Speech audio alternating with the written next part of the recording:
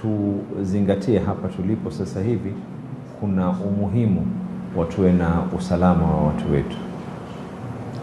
Wale ambao kwamba ni specialist katika mambo haya wameangalia lile jumba lilipoweza kuanguka, ghorofa moja nzima imeingia chini ya ardhi.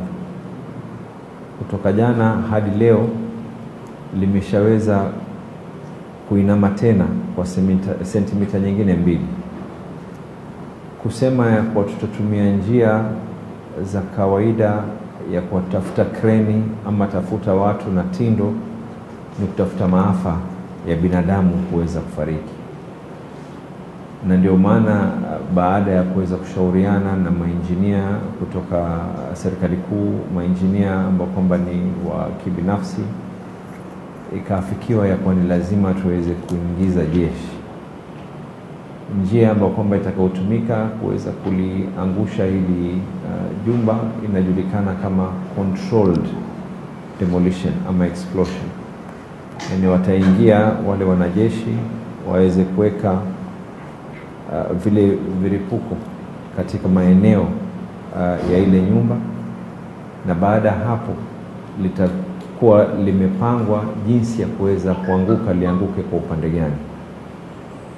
Sababu gani kwa nini tuwe na tahadhari? Mripuko ni mripuko. Hakuna trial ambayo kwamba imeweza kufanywa ya kwa watu wamefanya exercise ya jumba hili kuangalia jiwe litaanguka njia gani, glasi itaanguka njia gani. Wale wenyewe ambao kwamba ni ma-experts wametupatia mita ambazo kwamba binadamu akiwa yuko pale katika mita zile, kuna uwezekano mwili wake utakuwa ni ngumu. Kisha mapana kidogo zaidi itakuwa sasa yule binadamu ameumia hali yake ya ndani, yakiwemo zaidi mapafu. Upana zaidi kuna athari haswa kwa watu wazima na watoto. Ule mripuko utakuwa si mripuko wa kawaida na si mripuko ambao kwamba watu wameweza kuzoea. Kuna masikio kuweza kupata tatizo, haswa watu wazima na watoto.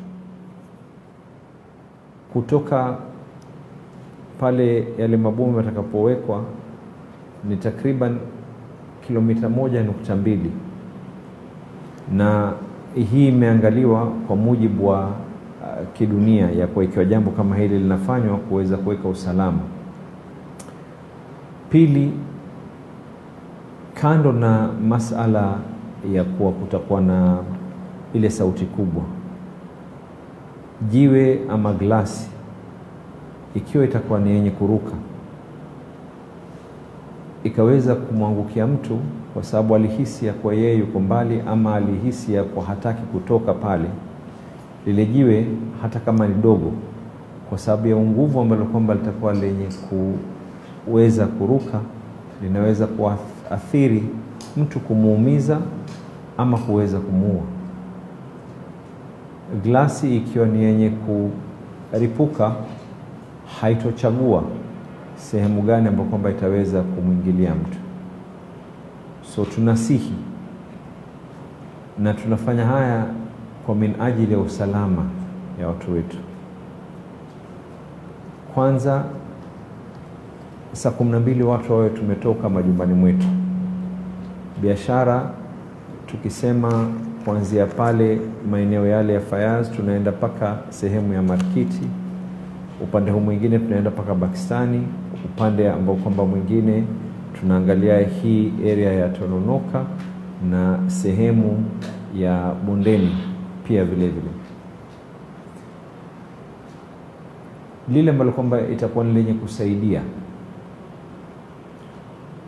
kwanza tukumbuke haya tunayofanya ni kutahadhari.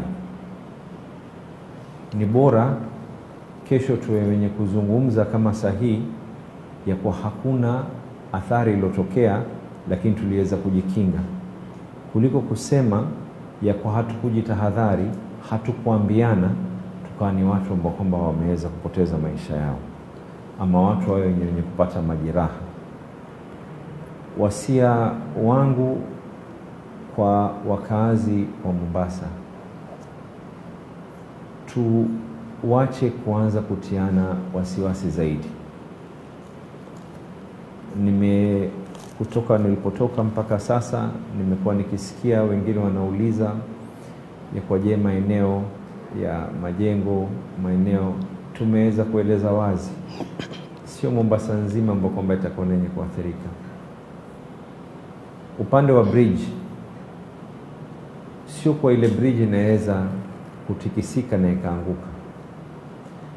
Bomu likipigwa linakuja na mvuke. Ule mvuke ukipiga na kuna magari ambayo kwamba yako katika bridge, uwezekano na ule mtikiso na ule mlio, uwezekano wa wewe kama dereva kuwa utakuwa una lose control ama hutoweza kuzuia uko juu zaidi. Na ndio tunasema ya kuwa tuna watu maaskari na inspectorate ambao kwamba watakuwa wako pale. Ikifika time ambao kwamba sasa hivi tunaanza kuripua pande hii na pande hii, magari yote yatakuwa ni yenye kusimamishwa. Ikiwa itawezekana watu ambao kwamba wanataka kuvuka wavuke mapema sana, ama ikiwa itawezekana pia tuache kutumia njia ile na kuvuka kule. Sababu nyingine na tumeelezea ya kuwa itakuwa ni bora zaidi, hususan katika maeneo haya watu wenye kuishi katika majumba ya juu waache madirisha yao wazi. Kwa sababu ya kuacha madirisha yao wazi, ule mvuke ukija hauji ya kuwa unakuja kama kupapasa, unakuja na mshindo. Ukija na mshindo, dirisha likiwa wazi na ni la kioo, la glass, uwezekano wa kupasuka ni juu sana. Ukipasuka vile vioo, kuna vioo kuingia ndani ya nyumba, kisha pili kuna vioo kuweza kuruka kwenda kwingine na kuathiri watu. Narejelea tena ya kwa haya ni mambo ambayo kwamba ni experts, watu wa jeshi ambao kwamba wamekuja, tumeshirikiana na wao, wamepima. So sitaki hii itumike ya kuwa kesho tunasema ni siku ya mwisho katika Mombasa, lakini ni bora tuwe ni wenye kujitahadhari kuliko kutoambiana, kuliko kuweka mipangilio. Kama uongozi ni jukumu letu kuweza kuhakikisha ya kwa usalama wa watu ndio msingi bora zaidi. So I hope nimeweza kuyaelezea, na kuna wingi wanauliza maswali mingi, na nikaonelea itakuwa ni bora badala tu kusema kwa tunatoa karatasi moja, msikize kutoka kwa viongozi wenu. Tumekaa tukajadiliana, tukashirikiana.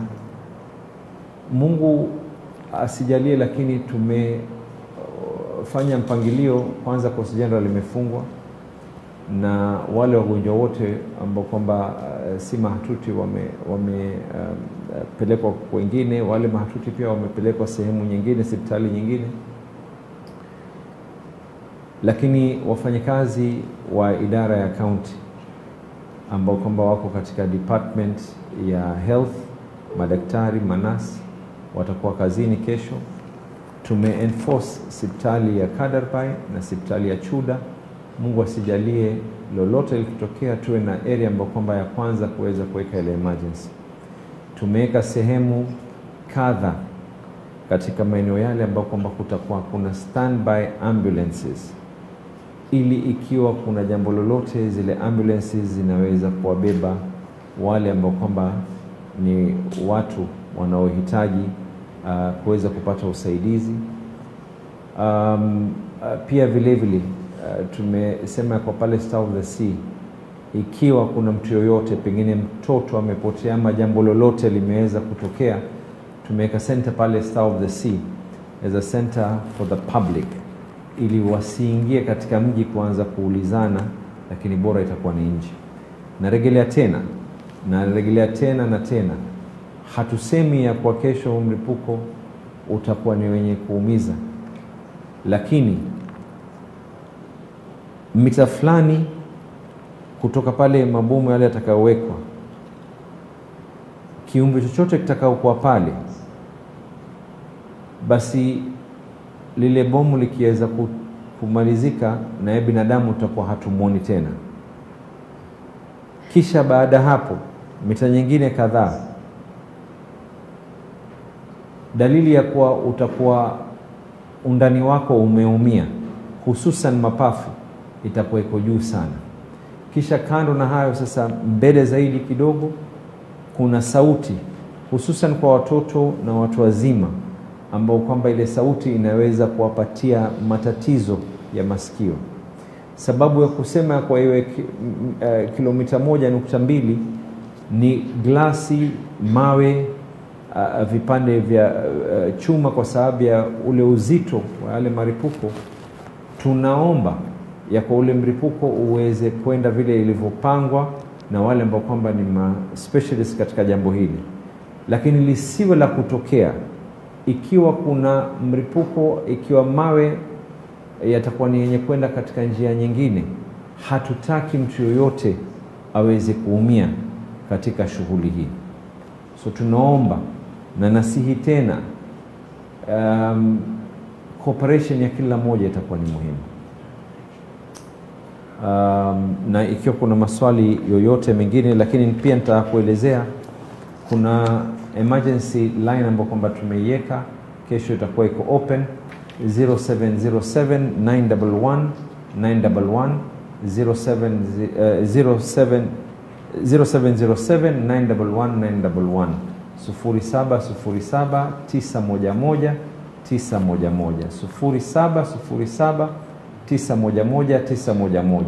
Ikiwa kuna jambo lolote, hospitali ambazo kwamba tumeziweka za karibu zitakazoweza kudeal na jambo la emergency, tumeweka Kadarbai na Chuda. Tumeweka ambulances katika sehemu 6 tofauti katika maeneo yale ambapo kwamba zitakuwa ziko standby. Kutakuwa na mapolisi, kutakuwa na watu wa inspectorate, kutakuwa na katika baadhi ya sehemu nyingine pia kutakuwa na wanajeshi kuhakikisha ya usalama wenu. Usalama, tusiwe ni wenye kufikiria ya kwa tukiwa ndani ya majumba, tukiwa ndani ya sehemu za biashara hayatoweza kutuathiri. Hatutaki athari ya aina yoyote iweze kuwafikia watu wetu. Bila shaka Mheshimiwa Gavana, haya mapendekezo ya watu ambao watakuwa kikosi ambacho kitakuwa kinabomoa jengo kama lile, na kwa ushirikiano na nyinyi kama kaunti, je, mmejiandaa vipi kufikia nani kwamba sehemu ilipo jengo kama lile chini pale Madhabahu kuna jengo kwa haraka? Tayari kuna mapolisi ambao kwamba wametumwa katika sehemu zile waweze kuondoa wote katika maeneo yale. Labda utamia kidogo, tutataka kushirikisha MC usika bila shaka katika mili la audit. Labda hali halisi kwa vipi? Maana ni masaa takriban 8 kwa zoezi hili kufanyika. Awali mwanzo kabisa nadhani Gavana ameweza kuzungumzia kwa njia ya kueleweka na njia fasaha zaidi. Pengine yangu niweze kusisitiza na niseme kwamba haya mapendekezo ambayo tunatoa ni tahadhari, siwe ni katika hali samahani. Pengine niseme yangu ni kusisitiza kwamba hayo ambayo tumesema ni mapendekezo, yani ni precautions. Watu wasiwe kwenye hali ya taharuki na hali ya wasiwasi. Probably ni pengine itakuwa ni zoezi la kwanza kufanyika nchini Kenya, lakini tunajaribu kuchukua mikakati mbalimbali kuhakikisha kwamba watu wetu wako katika hali ya usalama na kuhakikisha kwamba tusipate majeraha wala tusipate maafa yoyote. Sasa haya yote ukiyaona, msiwe na wasiwasi. Everything is in control. Tumeweza kukaa na washikadau mbalimbali katika sekta ya security na katika sekta ya disaster management. Tumeweza kuplan mengi na inshallah tunaomba kesho ili jumba likiporomoshwa kutakuwa mji utakuwa ni salama kabisa. So pengine wito wangu ni kwamba tusikize yale ambayo tumepewa, yale maagizo tusipuuze, Na pengine utapata kwamba katika hulka yetu sisi kama wananchi tumezoea kwamba tukiona kuna mlipuko mahali huwa tunapenda kukimbia sehemu ile. Hii basi pengine wito wangu kwa wananchi ni kwamba tusiwe ni wenye kukimbilia na kupata, yani kutafuta zile live na videos and all that.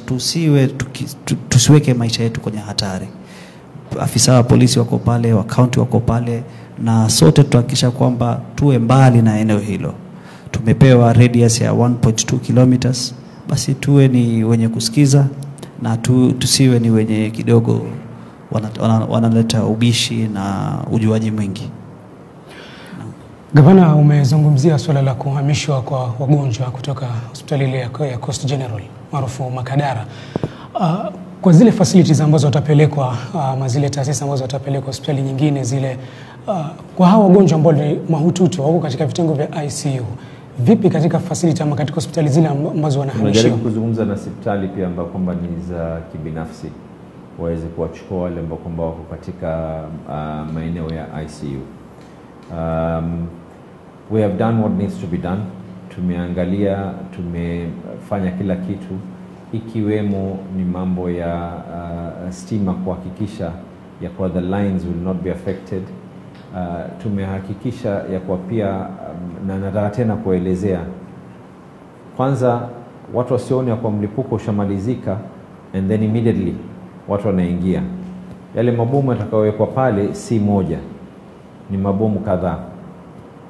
Athari moja ambayo kwamba lazima iweze kukumbuka ya kwa kuna uwezekano katika sita zikaripuka 5. Ile moja ikiwa iko pale ni lazima jeshi waweze kuregea. So that is one. Mpaka ile time mkiambiwa kwa sasa ni salama, na ndio maana nikatangaza pale awali ya kwa tunataka kwa masaa 8 ili pia lile vumbi ambalo kwamba litakuwa limeweza kuruka ambalo linaweza kukuathiri wewe afya yako liwe lenye kutulia. Tutakuwa na baada ya hii demolition kuweza kufanyika, tunafanya mpangilio. Tumezungumza na KPA ambao wako na zile fire za maji za boti, zitakuwa ni zenye kunyunyiza maji katika sehemu ile, na upande huu fire zetu pia zitakuwa zinazinyunyiza maji. Baada ya muda wa takriban masaa 24 mpaka 36 jeshi itaweza kukamilisha ya kwa sasa kwa salama. Department itaanza kuondoa kila kitu, na panapo majaliwa baada ya masaa 72 tuanze kurekebisha na kujenga tena mji wetu. So I hope tumeelewana. Hatutoacha ya kuwa mazogo ya kae pale katika eneo lile ama nini, lakini ni lazima tuweze kushirikiana na kila mmoja. Narejelea tena, mita kadhaa kutoka pale binadamu kupatikana hai itakuwa ni miujiza, kwa sababu yale ni mabomu. Mita nyingine kutoka pale binadamu kuwa hali yake ya ndani imeweza kustirika itakuwa ni vigumu, hususan mapafu. Baada pale mita kadhaa nyingine zikiweza kupita masikio kwa sababu ya mripuko, hususan watoto na watu wazima. Baada hapo kwengine, licha ya kwa tunajaribu kuhakikisha kwa jumba lianguke kwa upande huu, lakini bomu ni bomu na halijafanyiwa trial, halijatestiwa ya kwa nyumba ambayo kwamba imeelekea hivi tuifanye trial ya kwanza, trial ya pili, ama tuifanye majaribio ya kwanza, majaribio ya pili. Jiwe, glasi, jambo lolote linaweza kuruka, na urefu wake wa kuweza kuruka unaweza kufika hiyo kilomita 1.2. So all we are doing is precaution. And yote tunawafanya haya ni mapendekezo ambayo kwamba yamekuja kutoka kwa jeshi kulingana na mujibu wa kazi kama hii ikiwa inafanyika kisheria ya kidunia nzima. Ni lazima tuweze kupeana nafasi ya kilo 1.2. Ni kuanzia saa 12 alfajiri watu watakuwa tayari, wako tayari. Wale ambao kwamba wako katika maeneo ya bridge, uwezekano wa bridge kutikisika haupo, lakini mtu akiwa na gari yake pale, ule mvuke utakaoweza kufika pale na yeye akiwa yuko katika barabara na ule mlio ulioko pale, hatutaki tutafute ajali nyingine. Ikiwa itawezekana pita mapema, ikiwa yawezekana ni bora zaidi musio ni wenye katika mabarabara. Haya magari ambayo kwamba yanapaki katika maeneo yote, hii barabara ya Abdel Nasser, kesho lazima kuanzia saa 12 alfajiri magari yote yawe out, kwa sababu ule uzito wa ule mshindikizo utavunja vioo. Na tumesema yule ambaye kwamba anataka kupaki gari lake pahali, tumeweka maeneo ya Ronald Ngala, maeneo ya Mama Ngina Drive, watu wanaweza kwenda kupaki magari yao. We have tried our best kuhakikisha yako tutakuwa na security ya kutosha. Sisi all our people, in fact mawaziri wote, ma chief officer wote, everyone has been assigned area fulani. Community health promoters wametolewa kuweza kuingia majumbani na kuweza kuwaelezea. Serikali kuu wameleta mapolisi kutoka kaunti nyingine pia ili kuweza kuzidisha ule usalama. Bila shaka hapa tunazungumzia usalama wa raia. Pili, kumbuka raia na mali yake. Na watu ambao kuna moja kwa moja wako kabla na jengo kama lile. Au labda kuna kilomita 1.2. Labda uli katika hatari ya majengo kutokana na mabomu kama hayo. Je, kutakuwa mnabeba gharama nyinyi kama kaunti serikali kuweza kuafidia gharama? Kuna vile ilivyowekwa, ili bomu likiweza kupigwa ni vigumu majumba kwa kiwango fulani baada hapo kuweza kuathirika, lakini yule ambaye kwamba alosababisha haya amesign the right indemnity. Hatutaki kuanza kufika hapo kwa sababu hii ni controlled demolition, yani vile wanavyoiweka ni kwa ikipigwa bomu hapa itaathiri hivi na hivi na hivi. Tunajaribu kuhakikisha kwa as minimal damage as possible. And right now mingeomba kando na kuanza kufikiria TV na friji, hebu tuanzeni kufikiria maisha ya binadamu. Surely I think it will only be fair, it is only right. Tukianza kufikiria ya kuwa huyu ataweza kufanywa nini, huyu mwingine, kuna wengine walikuwa wanamwambia mheshimiwa amejaribu kuangalia na haiwezekani. The only way is controlled demolition.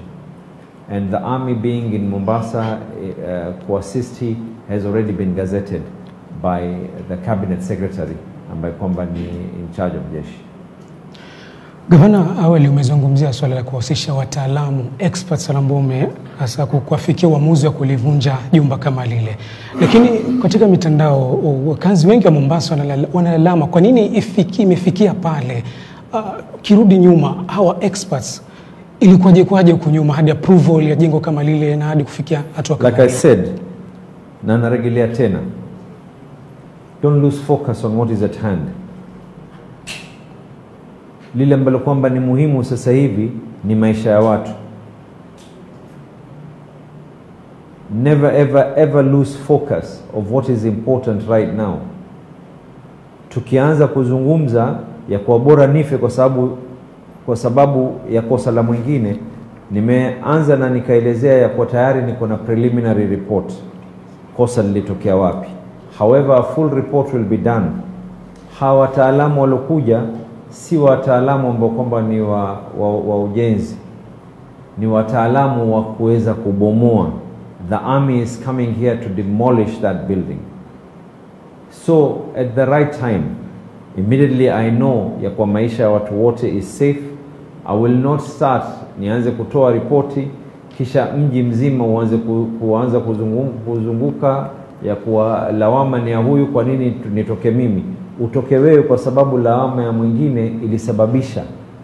And all I can tell you as well is this, wakati tuitoa hiyo report, kila mmoja aweze kufahamu whether uko katika mitaa nje ya mji ama ndani ya mji, people will have to follow the law. Katika swala kama hili, labda kwako ndugu yetu bwana Ali Kipenzi, labda hali zikoje katika eneo la Tononoka kufikia hivi sasa masaa kadhaa ambayo tumesalia? Asante. Kusema kweli ndio maana nimechelewa, kwa sababu ya niko huko ground kutuliza ile hali za taharuki, kuwatuliza na kuwapa imani. Mimi kama kiongozi nimeunga jambo hili, na wao pia watakuwa na imani wakiona kiongozi wao wameunga jambo hili.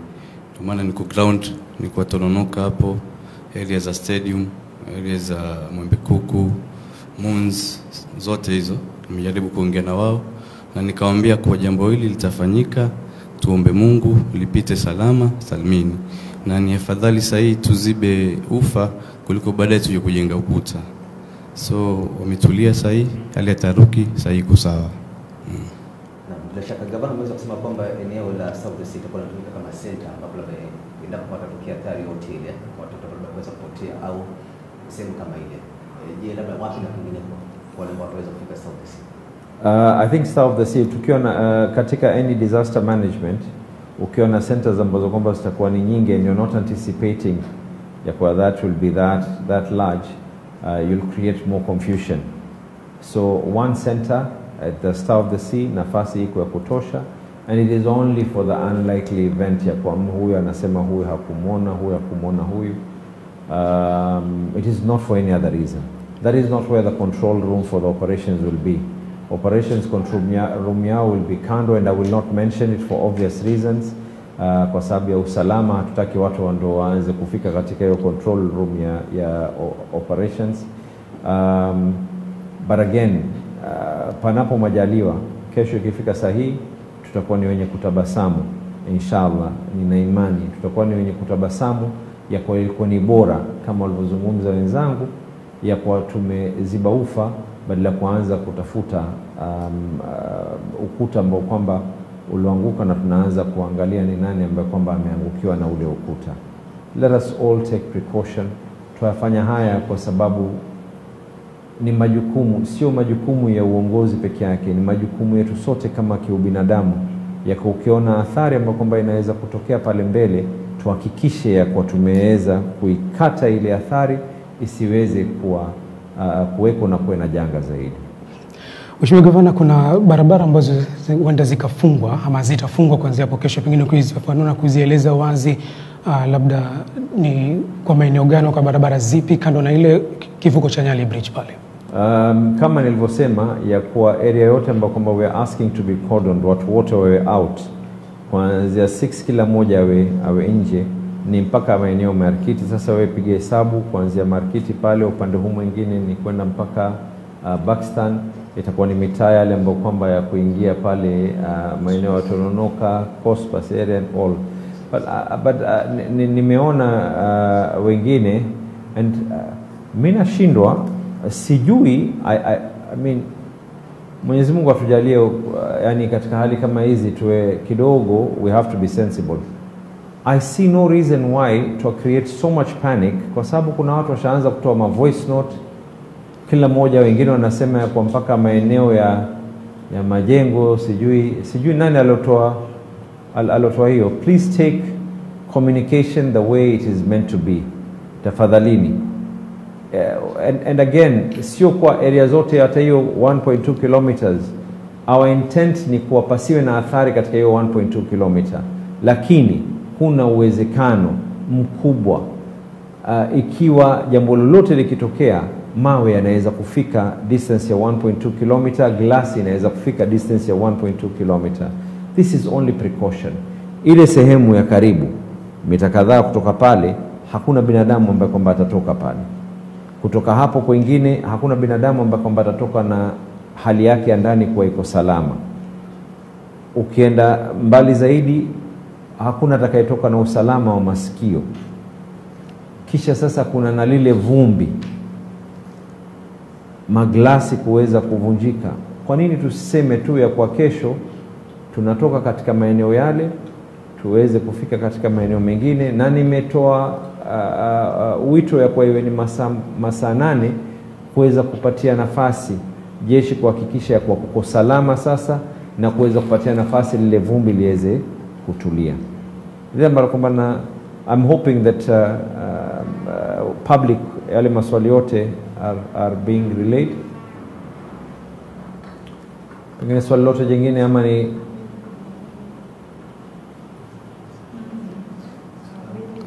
Good. Na labda mheshimiwa, katika hali tu ya kuweza kuhitimisha mambo kama huu, labda ujumbe gani haswa mzito kwa hababa na mtoto kwamba umemlenga zaidi kwamba zoezi hili zaidi sisi kwa wanaume kutoka kwenda kuchakula na kina mama? Pale mbele nilisema kwa zile ambulances zitakuwa 6, there'll actually be 9 ambulances. Zitakazokuwa katika masehemu tofauti. Tunayafanya yote haya iwe ni tahadhari. Tumeyafanya yote haya iwe ni tahadhari. Mmoja ameniuliza swali ya kwa je, ikiwa nataka kwenda kuswali, na mimi nikauliza ya kwa ikiwa nimeweza kutoa mgonjwa ICU, we kama kuswali tunaweza kuswali pamoja msikiti mwingine ambao kwamba ni mbali katika maeneo yale. Mwingine ameniambia ya kwa je, watoto wa skuli, kama nimetoa watu hospitali na nimetoa watu katika majumba na katika mabiashara, kweli mtoto kwanza ndio utakuwa wa muathiri zaidi. So I hope we are clear. Na rejelea tena, we're not saying that the damage will be 1.2 kilometers. Our intent is to make sure that there will be minimal damage. That is the reason why specialists from the Kenya Defence Forces, who we have to thank for their partnership, National Disaster Unit ambao kwamba wamekuja hapa, the private engineers, there is every single person has actually confirmed this is the only way to safely bring down that particular building. Na kusema ya kwa tungengoja zaidi, jana na leo tayari limelemea by an extra 2 centimeters. Na muweze kutafakari ile ambayo kwamba ilikuwa ni first floor, sasa ndio ground floor. That means the whole of ground floor imeenda iko basement. Naam. Mheshimiwa Gavana, kuna maswali mawili ambayo yamekuja hapa hivi. La kwanza nasema kwamba sawa, labda kwa wenye kutoka, je, tunahakikisha usalama wa mali zetu ambazo tutakuwa tumeziacha nyuma? La kwanza. Pili, je, athari ya umeme kuweza kutoweka ni sehemu hiyo peke yake au pia sehemu nyinginezo? Na kisha la tatu, athari ya umeme? Athari ya umeme.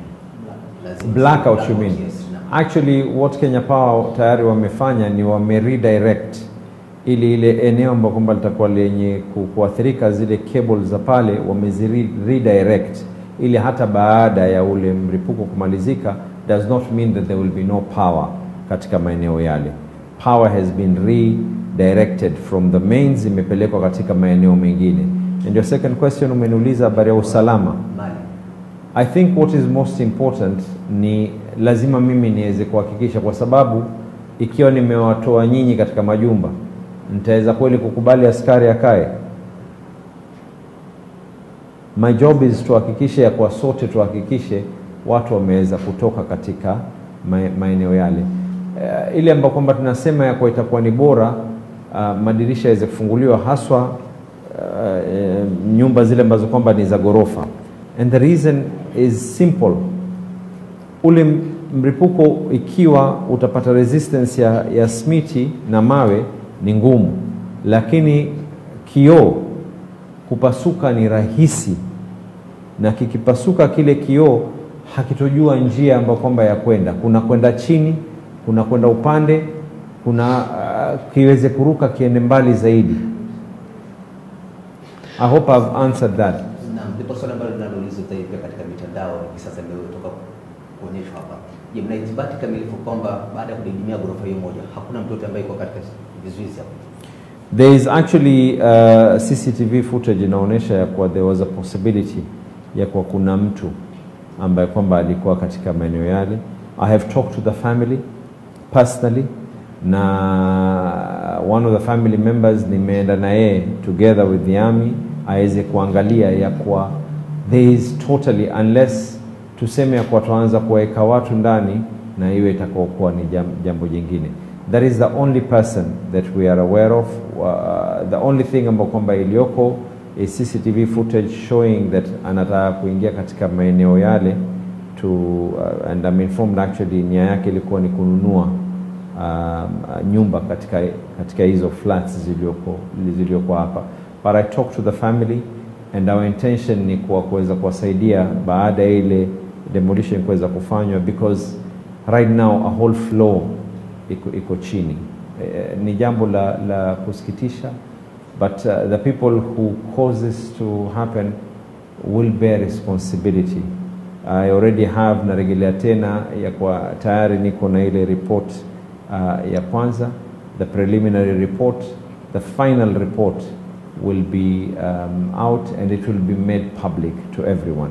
Na sababu kuu ya kuifanya hii report iwe public ni so that you understand when serikali yenu ikiwa ni tough, ikiwa inasema ya kwa ni lazima watu waweze kufuata mikakati na sheria, sababu ni kwa nini.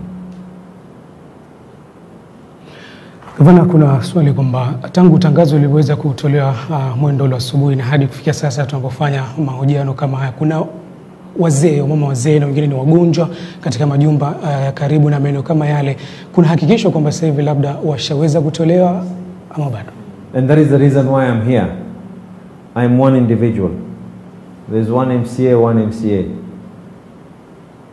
The whole county government, hata nikasema kwa nitatoa wafanyakazi wote wa serikali nzima ya county ni watu 5,500. Nikawatoa wote kuanzia daktari kwa mpaka kila mmoja aanze kuingia katika majumba. Nataka kukupatia hesabu. In Old Town alone, registered voters 30,000, 28,000.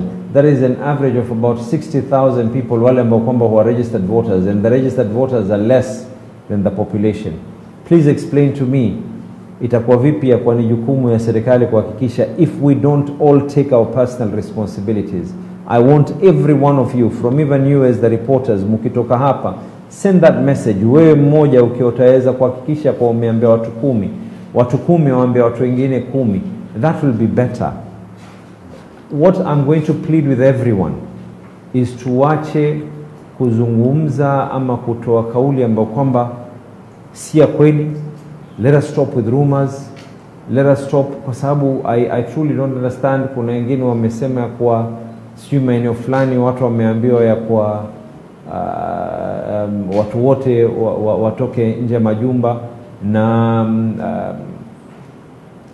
tunaishi katika karne ambazo kwamba kauli ile ambayo kwamba haina ukweli husambaa zaidi kuliko ile kauli ambayo kwamba ni ya ukweli. So help me in spreading the right message. Let us not cause unnecessary tension, panic amongst our people. Let us talk to our people the reason as to why we need them and we expect them to be able to adhere to this is for their own safety. This is nothing else except we're following international protocols when it comes to standards in controlled demolitions. Nothing else. A set amount of meters from the detonation site means that you will probably not be there anymore. Thereafter, chances of you getting injured are not only extremely high, are actually confirmed you will get injured. If not through debris that will be flying around, but because of that shock and because of the impact of that bomb, you will get injuries internally. Thereafter, there is a possibility of, especially the elderly and those who are young, to have an effect on their ear systems, because a young child, the eardrum is not well developed, and an elderly person, the eardrum has already seen the test of time. For those why we are saying 1.2 kilometers, in the event, God forbid, we have any debris that is going to be flying around, the distance that it has been measured is up to 1.2 kilometers. We don't want a tiny stone. What is a tiny stone right now? If it hits you at this distance and this velocity, you will not feel the impact. But when it hits you with the impact and the force of a bomb having pushed it, or a glass, it can be fatal. Na bila shaka Mheshimiwa Gavana pamoja na MCA, kama tutaruhusu tuchukue muda wa mapumziko dakika 5, tutakuwa tunarejea punde tu.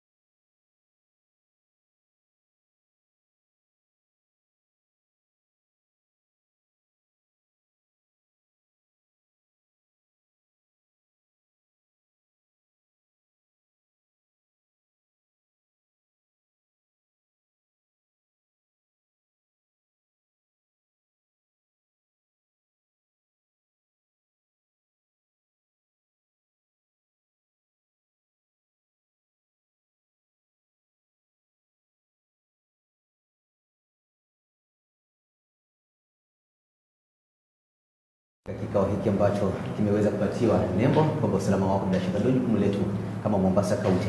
Kwa maswali mawili tu ya Kopesi ambayo yameweza kuingia kwa hivi sasa. Moja anauliza, je, wakati maalum approximately the time for the blast? We're anticipating any time between 6 to 7:30 the blast will be on, and actually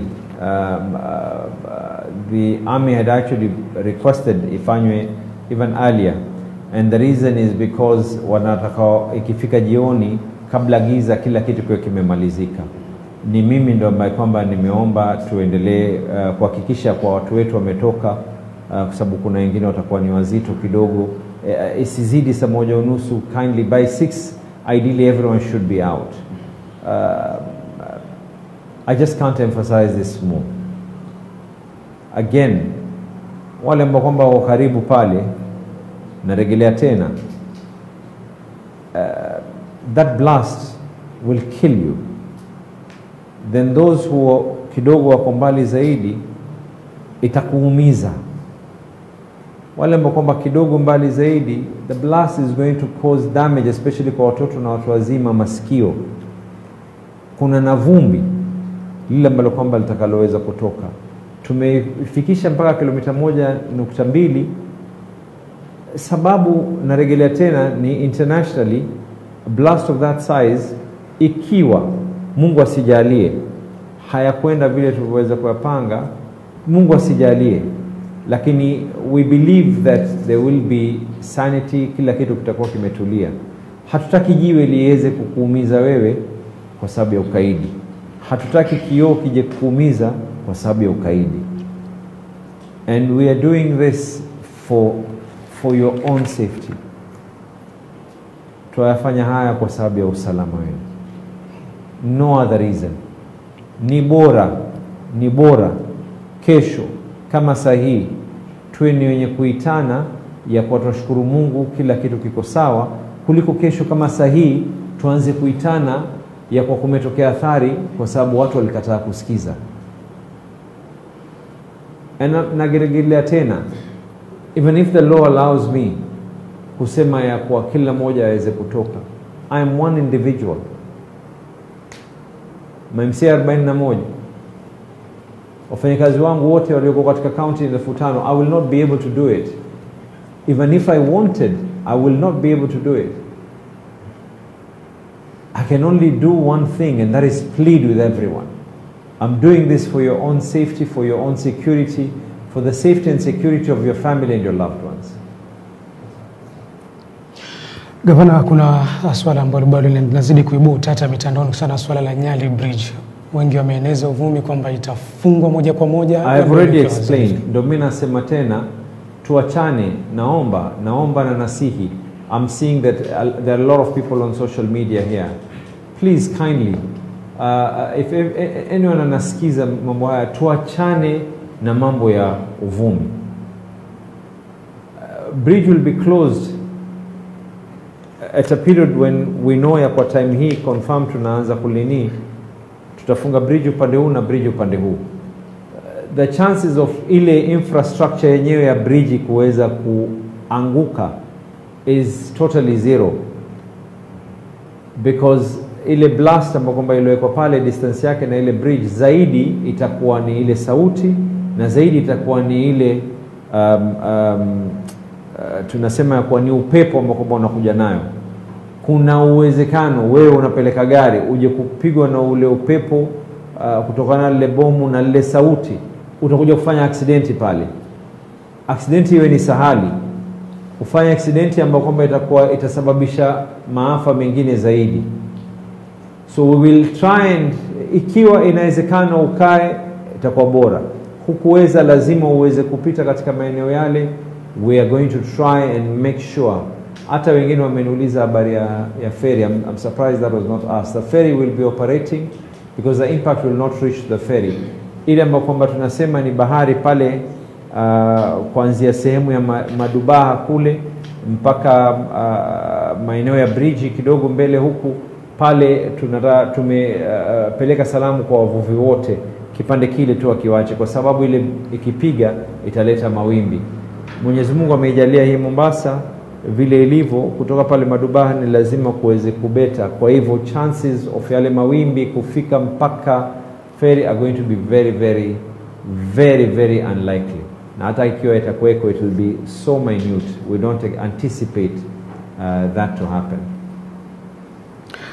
Kabla ya kuja kwako Gavana, kuna swali hapa kwa msikilizaji ameweza kuuliza, kwa sababu umesema wagonjwa watahamishwa kutoka kituo kile cha hospitali ya Makadara. Anasema kwa wale ambao hawana uwezo katika vituo vile vya afya vya kibinafsi, we will wale ambao kwamba wako ICU ambao kwamba tunawatoa are not that many. We will cross the bridge when we get there. And then by the way, narejelea tena hii mambo ya masaa 8 peke yake. Hatuzungumzia kwa because hata ile impact yenyewe pia will not affect equipment zetu katika Coast General, but we don't want to risk people's lives. Kwako mheshimiwa, eneo lako la Old Town ambalo limeweza litaathirika zaidi sana kwa sababu ndio liko karibu na maeneo yale, ukitamatisha pengine una ujumbe gani na unaombeaje?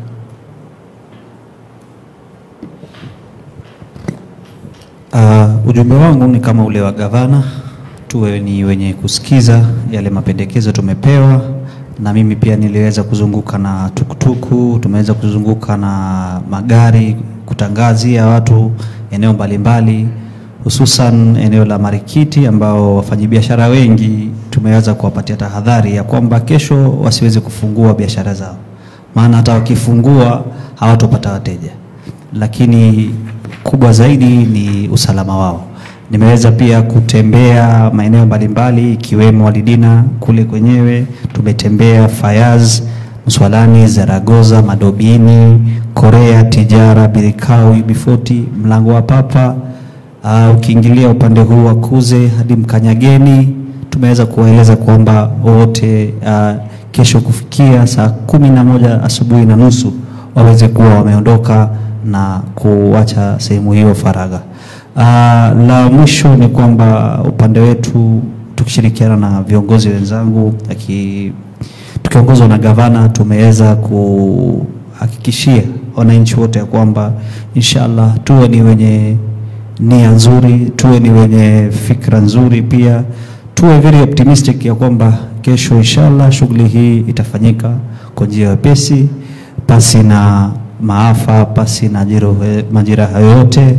Na inshallah tukishamaliza zoezi hili, gavana pamoja na county government imetokishia kwamba within 24 hours barabara hiyo tutaweza kuifungua, na within 48 hours tumeeleza kwamba yale mawe, yale debris na yale barabara ambayo imeharibika itakuwa imetengenezwa. So pengine niweze kushukuru idara ya serikali kuu na pia serikali ya county kwa kuweza kujitokeza wakati huu ambao ni wakati wa maana sana, wakati huu ambao ni very critical kwa wananchi wetu wote. Message hii ifikie wananchi wetu na tusiwe ni wenye kusambaza zile rumors. This is the official message we are sending as leaders, that everything is in control. There's no need to panic. This is a controlled demolition. Ndio maana imeitwa controlled demolition. Yani ni controlled demolition ambayo inakontroliwa. Tumeweka all the necessary precautions na inshallah all will be well. That is my message to the residents wangu wa Old Town. Naam. Kwako Ali, tunajua kabla ya kurudi kwa gavana, tunajua Kenya wana tabia zile za ukaidi na ni hulka kunayo, na shughuli hii itaendeshwa na wanajeshi ambao katika shughuli zao wapendi utani, wapendi mchezo. Labda unawaambiaje wale watu ambao na wakazi wa eneo lako la Tononoka na maeneo mengine? Asante sana. Kama nilivyotangulia kusema hapo awali, nimetoka ground nikaongea na wao na wako na imani na kiongozi wao ambao ndio mimi ambao nataka kuwapa wasia watu wangu wa Tononoka ama wa Mvita kwa jumla. Tusi criticize jambo hili. Hili ni janga limetufikia watu wa Mombasa, kwa hivyo ni huzuni kwetu sote. So let's not politicize this issue. Si issue ya ODM, si issue ya UDA, ni issue ya wana Mombasa wote. Ni wakati wa sisi kuja pamoja, kusaidiana. Wakati wa furaha tuko pamoja, na wakati wa huzuni pia lazima tuwe pamoja. Na nahakikishia baada ya janga hili kufanyika, Mungu akipenda kesho litafaulu. Governor yuko hapa, atatuahidi kuwa wale wote waliochangia upande mmoja ama mbili ili ghorofa hili kufanyika vile watachukuliwa hatua ili lisitokeze tena jambo kama hili hapo mbeleni. Inshallah, shukrani sana bila shaka Mheshimiwa Anza Fresh Abdurrahman Hussein wa Old Town pamoja na Bwana Ali Kipenzi wa Tononoka. Na kwa Bwana Gavana, labda itakuwa swali la mwisho pamoja ukiwa unatupatia takriban zako za mwisho. Ni kwamba kesho bridge itafungwa kwa muda gani? Bridge kweli itafungwa kwa muda gani? Ikiwa ile bridge pale ambapo kwamba tunajua ya kuwa saflani we cannot start, unajua tukisema nikianza kutoa kauli ya kuwa itakuwa nusu saa kabla, itakuwa watu tayari washaanza panic ya kwa bridge ishafungwa bado nusu saa. So allow me just to say this, at any given time tukifunga bridge, wakati wote itakuwa ule mlipuko unafanyika. Okay. And we will open the bridge once we know that everything has been detonated. Kila kitu kishaweza kuripuka. Ikiwa kumewekwa mabomu 6, ni lazima yote 6 yaweze kuripuka. Hatuwezi kuanza kusema kwa zimerupuka 5, hii nyingine itakuwa ni mambo ya bahati. So we will, after everything has already been detonated, we will then open the bridge for everyone. Na tunapozungumzia usalama wa kesho, je, usalama wa baadaye katika hali ya mijengo Mombasa unazungumziaje pia tunapofunga? Well, like I said, hata niliongea katika speech yangu siku ya Eid Baraza. Kuna watu ambao kwamba watakuja kutuita ni wabaya. Kuna watu ambao kwamba watatuita ni maadui. Kuna watu ambao kwamba wataona ya kwa vile tunaoyafanya lakini bora nionekane yote hayo, but people have to follow the law and order. And haya yalotokea hapa, someone will be held to account, iwe ni mfano. For now, narejelea tena, niacheni mimi niweze concentrate na maisha ya watu. I have already discussed the preliminary report, ile ambayo kwamba preliminary ya kwanza kuona what exactly transpired. Na tayari najua makosa yalifanyika wapi na wapi. However, a full report will be done. Wakishaweza kuhakikisha pale chini wameangalia ile basement and everything else. And that report, for the record, has been done independently. It will not be done together with necessarily county employees. It will be done. It will be an independent report, and whoever is responsible for this mess, just allow me to concentrate on hii kesho. Inshallah. Ningeomba kwa unyenyekevu kwa sasa tuiangalie haya ya kesho.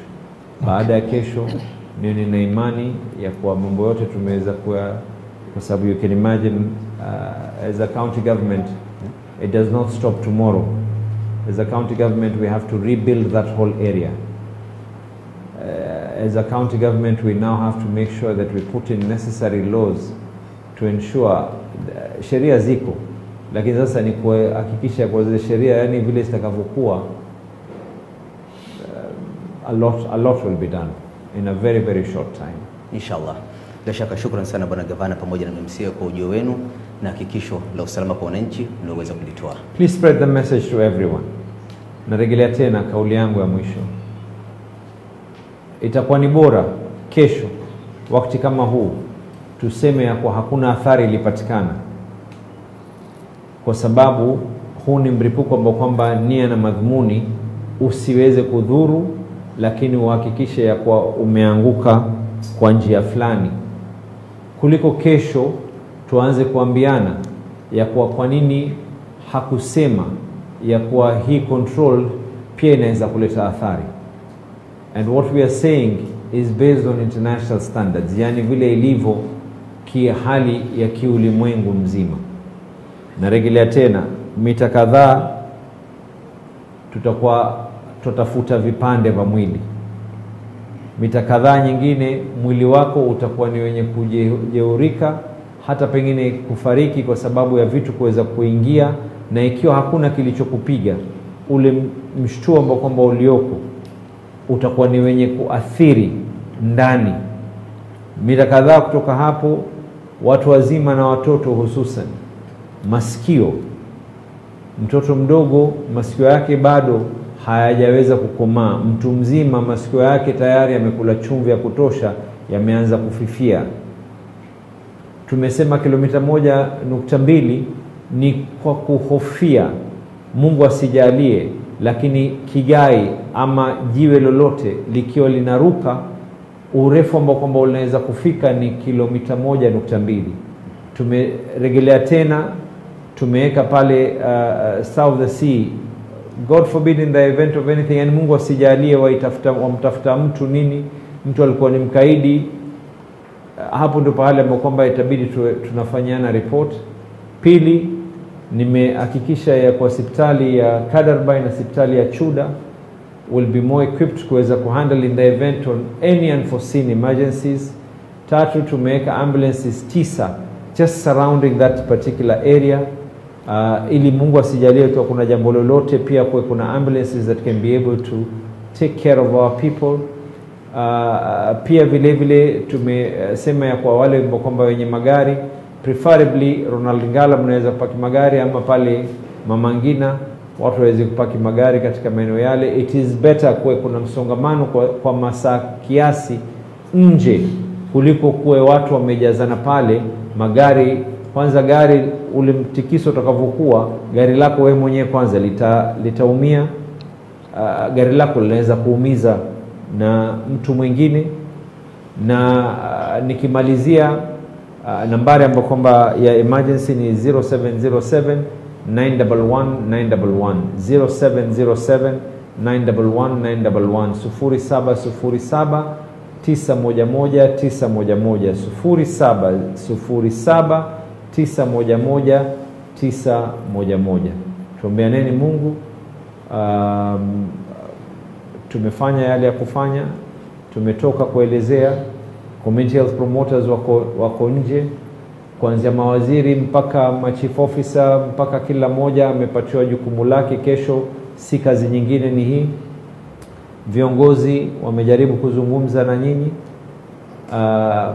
Tumefanya bidii, magari ya kutangaza, vyombo vya habari, yule ambaye kwamba yuko hapa na ametumia chombo chake kuweza kupeleka salamu hii iweze kumfikia mwingine. Na rejelea tena, kesho ni siku ambayo kwamba tuombeaneni Mungu kila kitu kiende salama inshallah. But at the same time ni bora kesho kama sahihi tuwe tunacheka ya kwa tulichukua tahadhari lakini hakuna jambo lilitokea, kuliko kuambiana ya kwa kuna jambo lilitokea kwa sababu hatukuchukua tahadhari yoyote.